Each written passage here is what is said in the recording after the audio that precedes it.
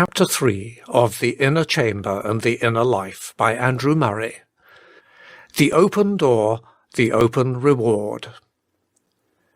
When thou fastest, anoint thine head, and wash thy face, that thou appear not unto men to fast, but to thy Father which seeth in secret, and thy Father which seeth in secret shall reward thee openly.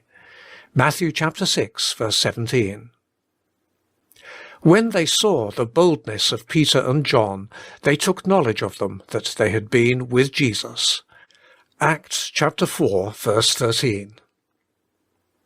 And it came to pass, when Moses came down from Mount Sinai, that he wist not that the skin of his face shone while he talked with them.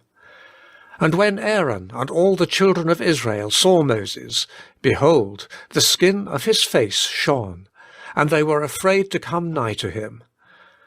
And till Moses had done speaking with them, he put a veil upon his face. Exodus chapter 34, verses 29 to 33. The transition from the fellowship with God in the morning hour to the intercourse with our fellow men is often difficult. If we have met God, we long to maintain the sense of His presence and our surrender to Him. We go out to the breakfast table where, perhaps in the bosom of our own family, the atmosphere is all at once changed. And as the presence of men and the visible asserts itself, we begin to lose what we had found. Many a young Christian has been perplexed with the question how to keep his heart filled with that of which he does not feel at liberty or has not the opportunity to speak. Even in religious circles, it is not always easy to have free intercourse, through lack of fervour or boldness, on that which would give the greatest profit and pleasure. Let us strive to learn how our intercourse with men may be, instead of a hindrance, a help to the maintenance of a life of continual fellowship with God. The lessons which the story of Moses with the veil on his face teach are very suggestive. Close and continued fellowship with God will in due time leave its mark and make itself manifest before men. Moses wist not that his face shone. The light of God shining from us will be unconscious. It will but deepen the sense of our being an earthen vessel. 1 Corinthians chapter 2 verses 3 and 4 and 2 Corinthians chapter 4.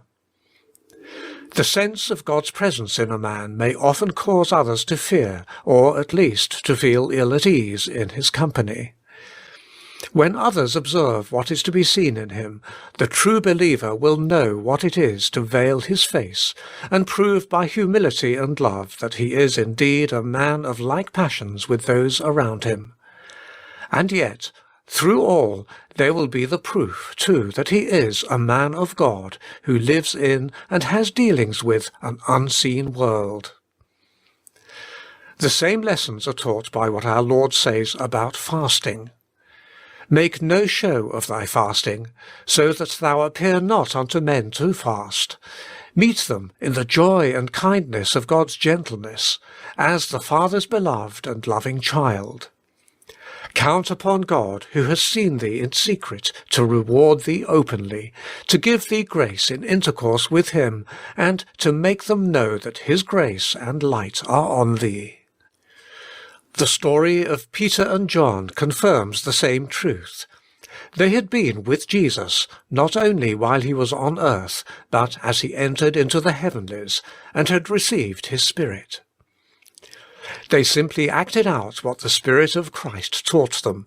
Even enemies could see by their boldness that they had been with Jesus. The blessing of intercourse with God may easily be lost by entering too deeply into intercourse with men. The spirit of the inner chamber must be carried out into a holy watchfulness throughout the day. We know not at what hour the enemy may come. This continuance of the morning watch may be maintained by a quiet self-restraint in not giving the reins to nature.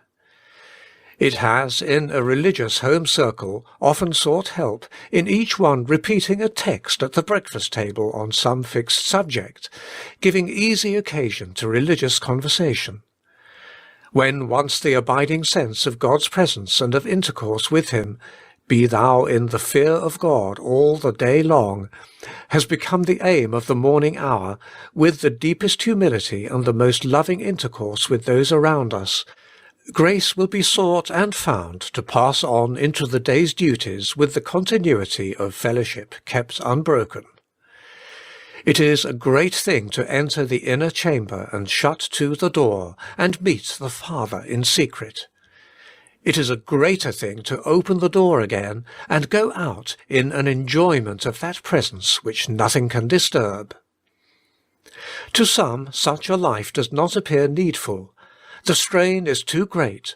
One can be a good Christian without it. To those who seek to be men of one thing, who feel that if they are to be true and mighty to influence the church and the world around them, they must be full of God and His presence, everything will be subordinate to the one question: how to bear in the earthen vessel the heavenly treasure, the power of Christ resting on us all the day. End of chapter 3.